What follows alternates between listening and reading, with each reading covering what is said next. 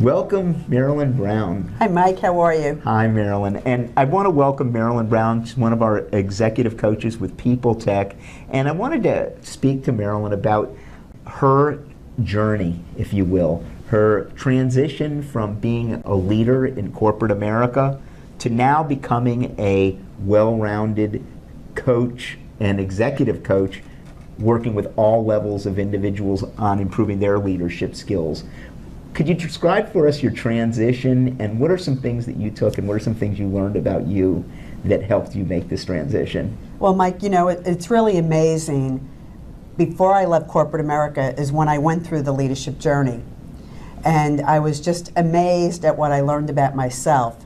I had been through some of those instruments and some of the assessments that we do through the journey in my career, but never had I had it all put together in a package the way we do with the leadership journey, to understand how I was showing up in my communication, in conflict, my perfect role on a team. Wow. And it just really helped me to be more insightful about myself, but also to be more aware of how other people were showing up that I was interacting with. It wasn't all about me, it was also about the people I was with. And what do you think is the key component for yourself in terms of making those connections? How did you approach this differently than you had things in the past? Well, I think the coach that I had through the leadership journey was just fabulous in terms of helping me to make those connections. And what do they do? So many times we go through an assessment or a training session and it becomes a check mark. What I love about the journey is that within each session we reflect back on what we learned and how did you apply it. They hold you accountable. The coach holds you accountable to do what you say you're going to do. They help you to start to make those shifts, and they give you the tools to make those shifts. And so it was that constant self-reflection, then applying, and then taking the next assessment or the next workshop and doing the same thing. And by the time I got done, I just had this fabulous picture of myself, and I was only too anxious to sit down with my leader and share it with him and say, here's what you need to know about me. And so that was what was different. It wasn't a check mark.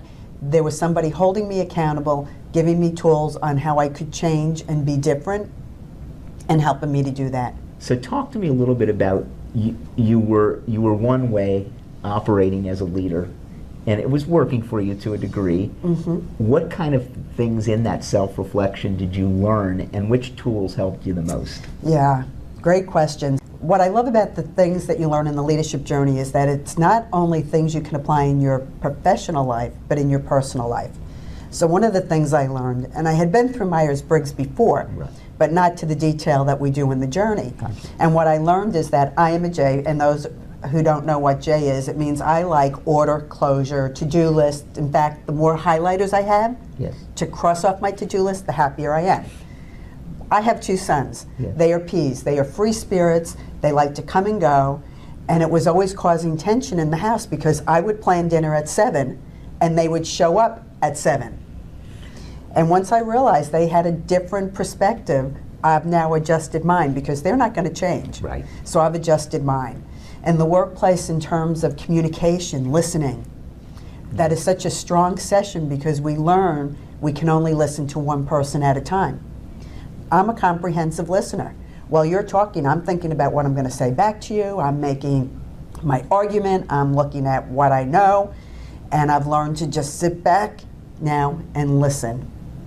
And so this has One helped person. you in your work as a Yeah. coach and working with other people. Yeah. So you've taken the tools and applying it in a business setting and in a And in a personal setting, yeah. and in a personal setting. And on that communication session, the thing I loved the most, I had one coachee in one of our sessions. At the end, he called and he said, my wife wants to know who fixed my ears.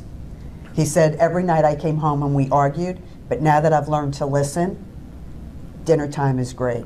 So it helps you in every area of your life. So even though he came as a leader looking to improve his leadership ability, he did that. But it also took him to his home, and at his home he adjusted with his ears. Now he's going to listen. Very, very, Exactly. very awesome. So you get a double benefit. Yeah, it's you apply it professionally, you can apply it personally. And that's one of the points I make with people when they come into the journey when I'm facilitating.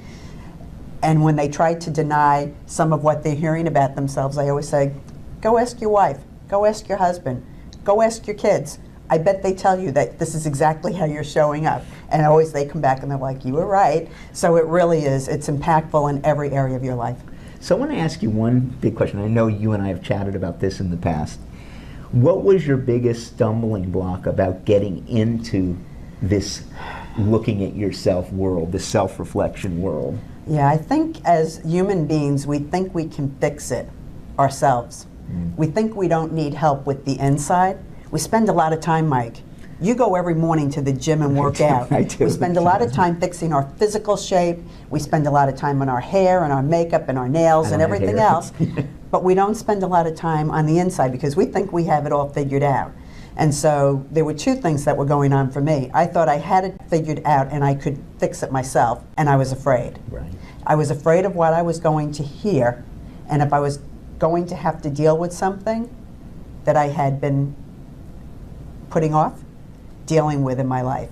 Gotcha. And so I think those are the two things that usually hold people back from coaching, is that they think they have it figured out themselves and they're afraid to find out what might come next. Was there any event that said, I'm going to do it? Or was it just a decision, I'm going to do it, and you made the leap of faith? Was there anything that got you to say, you know what, this isn't working this way, let me test it?